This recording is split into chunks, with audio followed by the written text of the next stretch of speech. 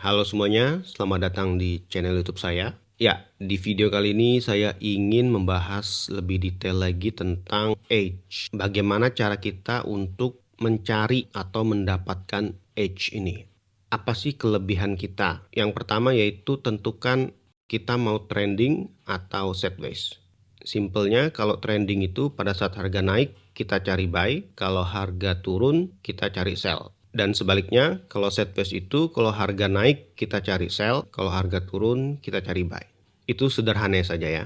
Jadi tentukan trending atau sideways. Nah, untuk contoh kali ini saya pilih sideways. Ya, jadi kalau harga naik saya sell, kalau harga turun saya buy.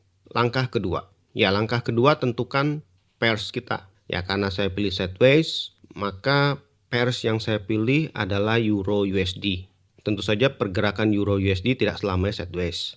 Tapi kalau kita lihat dalam masa setahun, 2 tahun atau 3 tahun, pasti lebih banyak sideways-nya daripada trendingnya.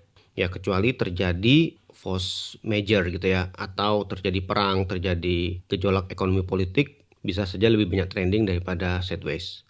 Nah yang ketiga, saya maunya itu tradingnya 1 hari sekali aja. Artinya jika ada posisi yang terbuka, saya akan close sebelum pergantian hari.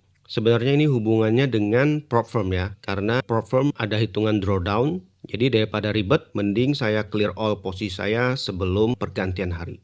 Oke, yang keempat, risk reward ratio.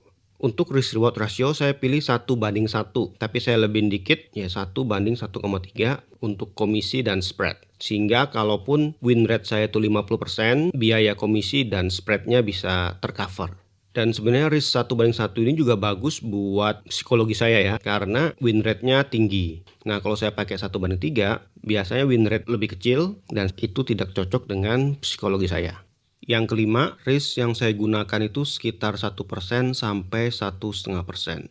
Ya, jadi misalnya saya beli account yang 2 step, maka saya biasanya menggunakan 1,5%. Ya, supaya saya hanya membutuhkan sekitar 5 kali TP untuk lolos step yang pertama, dan saya butuh 3 kali untuk lolos step yang kedua. Nah, karena risk saya ini cukup besar ya, 1%, maka saya juga harus perhatikan leverage. Jadi, sebisa mungkin saya pilih leverage yang 1:100. Oke, sekarang saya akan coba memberi gambaran tentang pergerakan harga, tapi ini secara sederhana saja ya. Jadi ini berbeda dengan ICT, SMC, dan lain-lain. Ya, seperti yang kita ketahui, market forex buka 24 jam sehari, 5 hari seminggu. Ya, Sabtu libur. Tapi dalam satu hari itu ada 3 sesi. Ya, ada sesi Asia, ada sesi Eropa atau London, dan ada sesi Amerika atau New York. Nah, kita tidak usah bahas semuanya, kita bahas per sesi saja. Ya, anggaplah ini sesi Asia. Ini pembukaan market, ini penutupan market. Anggaplah kita ini kerja di bank, di bagian treasury, di bagian falas atau forex. Kita masuk jam 8 pagi, pulang jam 5 sore. Yang ingin saya tekankan ya, meskipun pasar forex itu buka 24 jam, ya kita yang kerja di treasury, kan tidak mungkin kita itu kerja 24 jam. Ya kita tetap kerja 8 jam. Kita masuk jam 8, pulang jam 5 sore. Dan bahkan dalam 8 jam ini, dalam satu hari kita kerja, itu nggak mungkin kita kerja dari pagi sampai sore. Pasti ada istirahatnya. Ya makan siang lah, ya kan? Jadi anggaplah ini dari market buka sampai istirahat itu 4 jam. Kemudian dari istirahat sampai market tutup itu 4 jam, gitu ya. Nah, sekarang kita akan coba bayangkan kemungkinan-kemungkinan apa saja yang bisa terjadi pada saat market ini buka. Ya, seperti yang saya sering katakan, pergerakan harga itu cuma ada 2. Kalau nggak trending, ya sideways. Nah, jadi kita bisa kombinasikan kemungkinan-kemungkinan pergerakan harga yang bisa terjadi selama market buka. Kemungkinan pertama, dari market buka sampai istirahat, harga itu bergerak sideways. Kemudian dari istirahat sampai market tutup, harga juga tetap bergerak sideways. Ya, jadi bisa dikatakan dari pembukaan sampai penutupan, harga itu tidak bergerak. Artinya tidak begitu banyak transaksi yang terjadi selama market ini buka.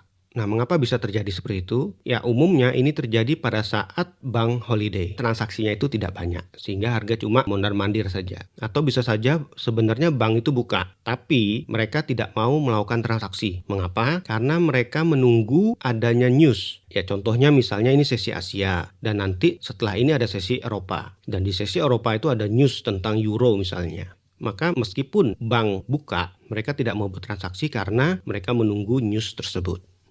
Oke, kemungkinan kedua, pada saat pembukaan market, harga bergerak sideways, kemudian setelah break time, harga mulai bergerak trending. Nah, ini konsepnya sama. Jadi di awal-awal ini trader tidak mau bertransaksi. Mereka menunggu sesuatu di sini. Ya, biasanya news. Nah, setelah ada news baru mereka mulai bertransaksi. Sebaliknya ya, dari pembukaan market harga bergerak trending. Tapi kemudian setelah itu harga bergerak sideways. Ya, konsepnya sama. Berarti para trader ingin bertransaksi di sini. Ya, mungkin ada sesuatu di sini sehingga mereka bertransaksi, harga naik, kemudian setelah itu harga sideways. Ya, artinya mereka tidak ada transaksi apapun lagi. Kemungkinan yang ketiga, ya harga bergerak trending di awal pembukaan market. Setelah break time, harga tetap melanjutkan trending. Ya, ini trending up ya, bisa saja dia trending down. Intinya dia dari awal pembukaan market dia trending, kemudian mendekati penutupan market dia tetap melanjutkan trending. Ya, artinya ada sesuatu di pasar yang membuat para trader itu tetap melakukan transaksi satu arah. Ya, kalau buy mereka buy terus, kalau sell mereka sell terus. Kemudian ada kemungkinan yang keempat, sejak market buka harga trending dan kemudian mendekati penutupan harga itu trending tapi berlawanan arah. Jadi misalnya dari awal pembukaan dia trending up, kemudian mendekati penutupan dia trending down. Dan sebaliknya ya, bisa juga trending down dulu, kemudian baru trending up. Nah, konsepnya adalah bahwa pada saat pembukaan market harga bergerak naik ya karena ada news atau ada sesuatu yang membuat harga itu naik. Nah, namun mendekati penutupan market harga itu turun. Ya, asumsinya adalah mereka yang melakukan buy dari pagi itu melakukan aksi profit taking atau mereka sell liquid open posisi mereka yang tadi pagi. Sehingga pada saat market close harga turun. Nah, jadi itu kira-kira gambaran sederhananya menurut saya pergerakan harga. Oh ya, yang perlu diingat pembagian market open, break, sama market close ini kan berarti ini 4 jam, ini 4 jam. Nah, sebenarnya kita bisa bagi lagi. Misalnya saya bagi lagi di sini, ya bisa saja selama 4 jam ini dari market buka sampai istirahat, harga bisa bergerak naik, kemudian bergerak turun, kemudian bisa turun, bisa naik gitu ya. Jadi ini hanya masalah pembagian waktu saja. Jadi misalnya di sini nih ada news nih. Jadi harga naik, setelah newsnya keluar, harga turun. Nah, jadi intinya ini terserah kita mau kita bagi menjadi beberapa segmen. Untuk mempermudah saya hanya bagi 2 saja, 4 jam, 4 jam. Oke, sekarang kita kembali membahas tentang edge. Dari beberapa kombinasi kemungkinan tadi, kira-kira kita mau pilih yang mana? Nah, kalau saya pilih kemungkinan yang keempat, yaitu pada saat harga trending, kemudian harga berbalik arah, begini ya. Ya, asumsinya seperti tadi, trader melakukan buy sehingga harga naik, kemudian trader melakukan aksi profit taking. Mereka sell di sini menutup posisi buy mereka. Bisa saja harga cuma turun setengah saja, artinya mereka hanya melakukan setengah profit taking, atau bisa juga harga turun sampai ke harga awal, artinya mereka meng-close semua posisi mereka. Jadi pada saat harga ini naik, saya akan cari sell mengharapkan harga turun. Tapi saya tidak mau langsung sell ya. Jadi pada saat harga turun begini, saya tidak mau langsung sell. Saya tunggu harga naik dulu, baru saya sell di sini. Dan saya berharap harga itu turun. Jadi saya tidak sell di sini ya. Pada saat harga naik ini saya tidak sell. Ya, saya nunggu harga di sini baru saya sell. Nah, kalau Anda belajar tentang ICT, SMC atau support and resistance, maka mereka akan nunggu harga break di sini ya. Kemudian baru sell pada saat harga retest high. Begitu ya. Nah, tapi saya enggak ya. Karena seperti saya bilang, saya mau buat suatu sistem yang sederhana saja dan berdasarkan waktu. Yang seperti saya bilang ini ya, ada market pembukaan, istirahat, market close, atau bahkan kita bisa bagi lagi ini menjadi per 2 jam, atau bahkan dibagi lagi per 1 jam pun bisa. Jadi intinya saya tidak peduli apakah ada break of structure atau break support baru saya sell, enggak ya. Intinya saya hanya berdasarkan waktu saja. Ya, paham ya? Jadi saya mau buat itu sesimpel mungkin. Oke, sekarang kita masuk ke real chart. Ini Euro USD time frame 5 menit. Ya, ini satu hari ya. Ada sesi Tokyo, London, dan New York. Di sesi Tokyo, harga bergerak turun, kemudian harga bergerak naik. Yang saya harapkan adalah pada saat harga turun ini, kemudian mendekati market close, harga bergerak naik, kemudian harga turun sedikit, saya entry di sini, kemudian harga baru melanjutkan naik. Jadi boleh dibilang kayak double bottom gitu ya. Ini sesi London, ya harga turun, kemudian harga naik sedikit, kemudian harga turun lagi, kemudian harga naik lagi. Nah, sebenarnya ini the best entry ya. Artinya harga turun, naik, turun, kita buy di sini mengharapkan harga naik. Ya, ini kalau kita lihat dari kacamata sesi London ya, karena di sini ada sesi New York. Jadi overlapping antara sesi London dan sesi New York. Nah, kalau kita lihat dari sesi New York, harga turun, kemudian harga naik, kemudian harga turun lagi, kemudian harga naik dikit. Nah, kembali ke konsep jam market tadi ya. Secara sederhananya, market buka, kemudian market tutup. Namun ternyata ada overlapping di sini. Begitu juga untuk sesi London, market buka di sini, market tutup di sini. Tapi ada overlapping dengan New York di sini. Jadi meskipun secara sederhana kita bisa katakan bahwa market buka, trending down, kemudian trending up, market tutup. Ya, tapi tidak semudah itu karena memang ada overlapping market-market yang terjadi. Oke, ini keesokan harinya, ya ini Tokyo Open, kemudian harga bergerak sideways. Nah, kemudian mendekati Tokyo Close, harga baru bergerak trending. Ya, seperti saya bilang, asumsinya di sini ada sesuatu yang menggerakkan harga, sehingga para trader melakukan aksi buy, sehingga harga naik. Di sesi London, market open. Nah, ini harga naik, tapi ini masih dalam sesi Tokyo ya, sesi Asia. Jadi harga naik artinya trader Tokyo ini masih melakukan aksi buy dan kemudian setelah Tokyo close baru trader London melakukan aksi sell ya sehingga harga kembali ke opening London. Nah, ini yang saya maksud dengan pembagian waktu tadi ya. Bisa saja harga bergerak begini ya selama 4 jam maksud saya, tapi bisa juga harga bergerak begini. Jadi selama 2 jam. 1 jam pertama harga naik, kemudian 1 jam selanjutnya harga turun. Ya, ini tergantung cara kita membagi waktu tadi. Oke, lanjut. Jadi pada saat London Open, harga naik, kemudian kembali ke harga pembukaan London. Jadi boleh dikatakan sebenarnya harga saat ini sideways, kemudian setelah New York Open, baru harga itu trending. Nah, kalau kita lihat dari perspektif sesi New York, harga open di sini pada saat New York Open, kemudian harga turun sedikit, kemudian melanjutkan trending up. Setelah London close, harga naik sedikit, kemudian turun, tapi tidak sampai ke harga opening New York. Ya, boleh dikatakan harga turun sekitar 50%. Oke, sekarang kita masuk ke bagian trigger. Bagaimana cara kita melakukan entry? Rules-nya apa? Ya, seperti video sebelumnya, konsep kita adalah business owner. Kita mau suruh karyawan kita melakukan entry. Karena kita tidak sanggup bayar karyawan, ya kita pakai robot saja. Nah, robotnya harus jelas. Rule entry-nya apa? Saya menggunakan rules yang simple saja, yaitu menggunakan 3 MA. Ya, ini periodenya 5, 8, dan 13 di time frame M5. Nah, rulesnya sangat simple. Pada saat harga trending, saya maunya sell. Karena saya berharap harga itu turun seperti ini. Ya, sekali lagi, saya tidak menggunakan break of structure. Misalnya di sini ya, saya nunggu harga break ini dulu, baru saya sell. Enggak ya. Jadi saya berdasarkan waktu. Contohnya ini sesi Tokyo. Di sini mendekati Tokyo close, pada saat harga turun, kemudian naik, saya akan sell di sini. Mengharapkan harga turun begini. Jadi untuk kasus ini, saya hit stop loss ya. Rule entry saya adalah di sini. Pada saat harga di atas EMA 5, EMA 8, dan EMA 13, urutan EMA juga begitu ya. EMA 5 di atas EMA 8, EMA 8 di atas EMA 13. Jadi saya sell di sini. Candle bullish ke atas saya sell. Ya, harapan saya harga akan mantul di sini. Ya, tapi untuk kasus ini saya kena stop loss ya. Ya, ini contoh hari sebelumnya. Ya, saya tunggu di Tokyo close, saya nunggu harga naik, baru saya sell. Untuk contoh ini saya profit. Untuk SL dan TP, biar lebih mudah saya menggunakan ATR ya. Untuk periode ATR-nya default aja. Yang penting risk reward rasionya itu 1:1,3. Nah, ini saya contoh di Tokyo close ya. Dan ini tidak harus di Tokyo close ya. Bisa saja misalnya di ini sesi New York. Ya, pada saat harga turun ini saya buy. Mengharapkan harga naik pada saat London close. Ya, semoga jelas ya.